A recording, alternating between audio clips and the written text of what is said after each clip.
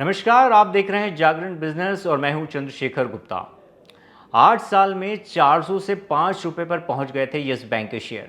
2018, 19 और 20 ये 3 साल तो यस बैंक और इसके शेयर धारकों के लिए काफ़ी मुश्किल भरे रहे, क्योंकि इसी दौरान शेयरों का प्राइस तेजी से गिरा था। डूबने की कगार पर पहुंचने के बाद जब मार्च 2020 में रिजर्व बैंक ऑफ इंडिया ने यस बैंक के कारोबार पर अस्थायी प्रतिबंध लगाए और स्टेट बैंक ऑफ इंडिया के नेतृत्व को इसे उभारने का जिम्मा दिया, तब जाकर धीरे धीरे हालात सुधरने लगे। पिछले 5 सालों में यस बैंक का फाइनेंशियल परफॉर्मेंस इंप्रूव हुआ है और शेयर पर इसका असर साफ देखने को मिला है।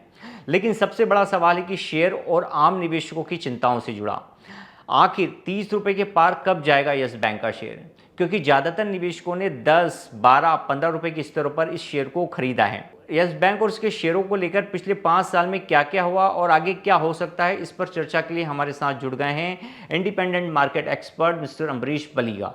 अमरीश सर, आपका स्वागत है जागरण बिजनेस पर। Thank you. अमरीश सर, 400 रुपए वाला स्टॉक गिरकर 5 रुपए पर आ गया। हालांकि यस बैंक का बुरा दौर बीत चुका है, लेकिन आने वाला वक्त या आने वाला दौर कैसा रहेगा, यह जानने के लिए हम आपके साथ जुड़े हैं।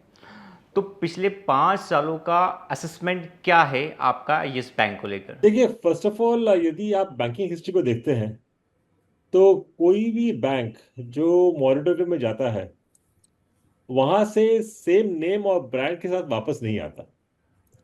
अभी देखिए, लक्ष्मी विलास बैंक डीबीएस बन चुका है। PMC bank has become unity small finance bank. Global trust bank करीब 25 साल पहले की बात कर रहा हूं मैं, ओरिएंटल बैंक ऑफ कॉमर्स बन गया और वहां से it got merge with PNB. United western bank बन गया आईडीबीआई। ऐसे काफी सारे नाम हैं जो आइदर बंद हो गए या मर्ज हो गए। यस बैंक केवल एक ही इंडियन बैंक है इन रिसेंट हिस्ट्री जो मॉनिटर के बाद it came back with the same name and brand. और इससे एक चीज तो काफी क्लियर होता है कि यस बैंक का जो ब्रांड वैल्यू है काफी अच्छा था। So even after lifting of moratorium जो फिक्स्ड डिपॉजिट्स थे, वहां से देखा कि ज्यादा कुछ एग्जिट हुआ नहीं post moratorium, and that shows the trust. और एसबीआई का मैनेजमेंट ने टेक ओवर किया था उस वक्त, I am talking of March April 2020। Prashant Kumar ji ने काफी अच्छा काम किया और अभी हम लोग देख रहे हैं कि मिस्टर विनय तोनसे ने जो जो like has become the MD, उनका भी काम काफी अच्छा चल रहा है। ग्रॉस एनपीएज जो 16.8% थे इन 2020 अभी 1.3% है, which is a 24 quarter low. Net NPAs 5% से कम होके 0.2% हो गया है। कैपिटल एडुकेसी रेशियो 8.5% था, which is below the statutory limit of 15.3, like of 9। Regulatory requirement is 9, तो ये अभी बढ़ के 15.3 हो चुका है। लिक्विडिटी कवर रेशियो करीब 37% था, नाउ इज बिकम 119%। और क्वार्टरली प्रॉफिट और लॉस काफी बड़ा लॉस था उस वक्त। आई मीन Q3 FY20 में करीब 18,000 करोड़ का लॉस दिखाया था। अभी 1,071 करोड़ का प्रॉफिट दिखाया Q1 में। I think first time it's cross the 1,000 crore milestone. तो ओवरऑल ये देखें तो काफी अच्छा जो टर्नओवर हुआ बैंक का। सर, आपने फाइनेंशियल परफॉर्मेंस की बात करी, एनपीए आपने बताया कि कम हुआ, एसेट क्वालिटी बैंक की सुधरी है, काशा रेशियो भी थोड़ा बेहतर हुआ है। एक और चीज़ है सर, डिपॉजिट ग्रोथ जो 2020 में काफ़ी कम थी और वहाँ से लेके अब 26 में डिपॉजिट ग्रोथ काफ़ी अच्छी देखने को मिली। तो इसे आप किस नज़रिए से देखते हैं? नहीं, इससे ये क्लियर है कि जो ट्रस्ट और कॉन्फिडेंस है लोगों का बैंक पे, that is very very high. क्योंकि ड्यूरिंग दैट मार्च 2020 जो मॉनिटरिंग पीरियड में उनका जो डिपॉजिट फिगर था करीब 1,05,000 करोड़ का था।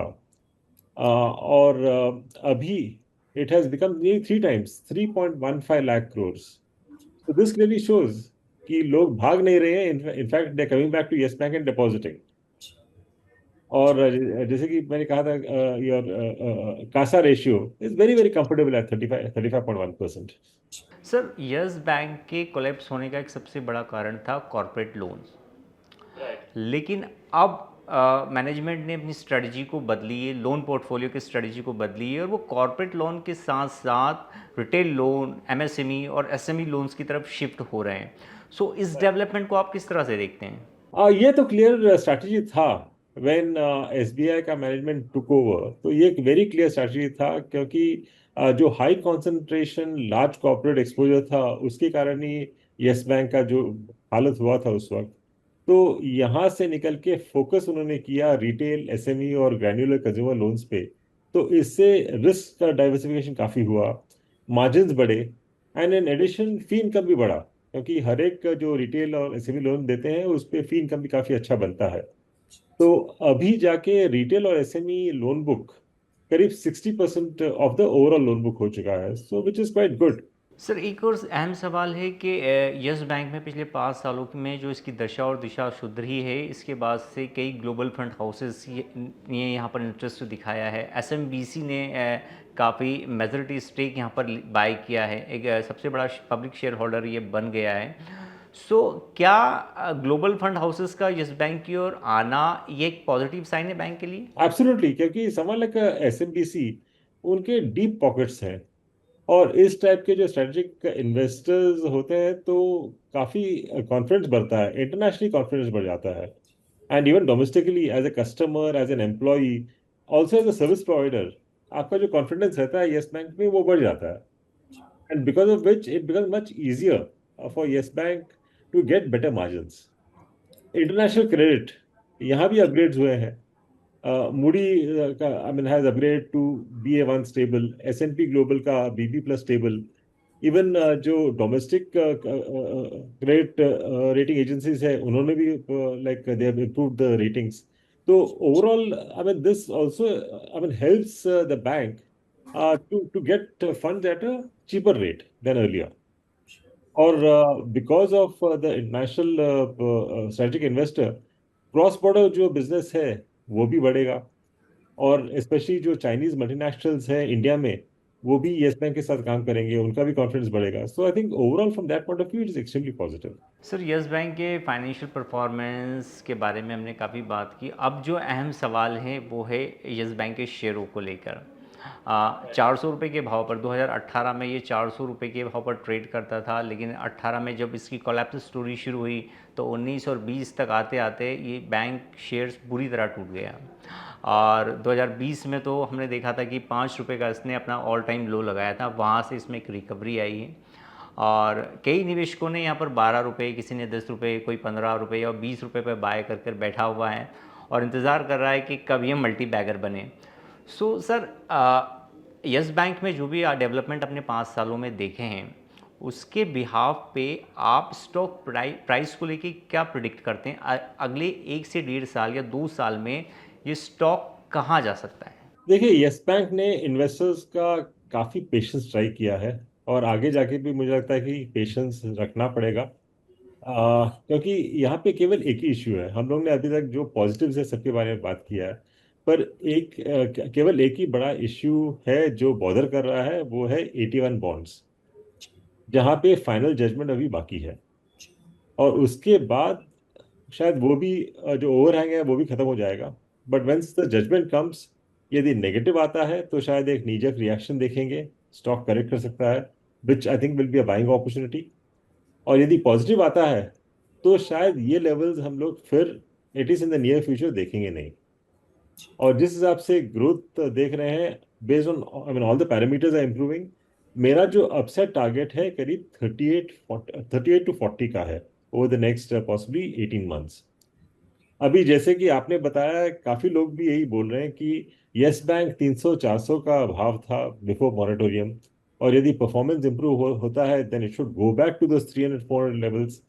पर वैसे हो नहीं सकता है, क्योंकि उस वक्त और अभी, if you look at the equity, equity has grown multifold. जब आप 2019 का बात कर रहे हैं, बिफोर मॉरेटोरियम, 2020 में before moratorium, equity capital was 463 crores, और अभी बढ़ते बढ़ते हो चुका है 6,278 crores, नियरली 15 टाइम्स बढ़ गया है। तो I think the right way to look at it is from I mean the market cap perspective. करीब 70,000 crores का मार्केट कैप है अभी, and based on this performance over the next 18 months करीब 1,15,000 1,20,000 market cap हो सकता है। क्योंकि यदि हम लोग अगर इफ यू टॉकिंग ऑफ से 200-250 रुपीज का भाव यदि बात करते हैं, then we are talking of a market cap of 7,50,000 crores। और 7,50,000 crores is both Axis Bank and Kotak put together. वैसे नहीं हो सकता है। So that's the reason I think one should be more practical and look at an upside target of 38.40। Sir आपने target price दिया है 28 to 30 rupees. No, 38 to 40 rupees का। 38 to 40 rupees, okay, ये तो बियॉन्ड द एक्सपेक्टेशंस है sir. हमारे आम निवेशक काफ़ी खुश भी होंगे इस टारगेट प्राइस को जानकर। बट सर आपने ये भी कहा कि एक डीप करेक्शन भी स्टॉक में देखने को मिल सकता है। अगर ऐसा होता है तो किस लेवल पे बाइंग बहुत ही बेस्ट होगी यहाँ पे? मुझे लगता है कि it may not come below 18-20 in case जो लाइक जजमेंट आता है यदि नेगेटिव आता है, may not really fall below 18-20 levels. तो 20 रुपये के आसपास I think one should look to buy. But then if one believes in longer term, even the current levels लेके रखना चाहिए, पेशेंस रखना पड़ेगा पर केवल। टारगेट के लिए आपने टाइम होराइजन क्या दिया है सर? टाइम होराइजन मेरा 18 मंथ्स का है। और यदि लाइक नेगेटिव यदि कुछ आता है 81 बॉन्ड्स में, शायद और 6 महीना और ज्यादा लग जाए।